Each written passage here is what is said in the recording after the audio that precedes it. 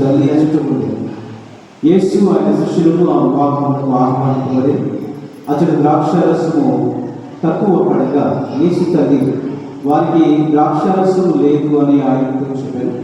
స్త్రీ, అది నాకేమి నీకేమి, నా గడి అయినకు రాలేదు అని యేసు పలికాడు.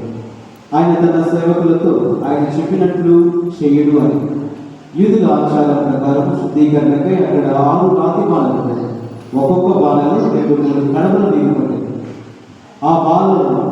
ఆ బాణలను నీటితో నింపుడు అని యేసు వారికి చెప్పాడు. అట్లే వారికి అంచుల వరకు నింపారు.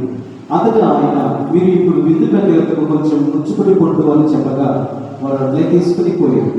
విందు నడిపడి పెద్ద ద్రాక్షారసముగా మారిన నీటిని రుచి చూచాడు. అది ఎక్కడి నుండి వచ్చానో అతనికి తెలియదు. ఆ నీరు తెచ్చిన సేవకులకు మాత్రం అది తెలియదు.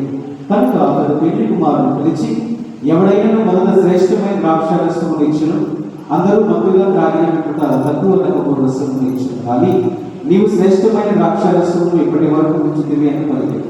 ఈ విధముగా యేసు గలిలయలోని కానా అను పల్లెలో తన మొదటి సూచక క్రియను ప్రదర్శించి తన మహిమను వెల్లడించేశాడు. శిష్యులు వారిని విశ్వసించారు. ఇది క్రీస్తు సువిశేషము.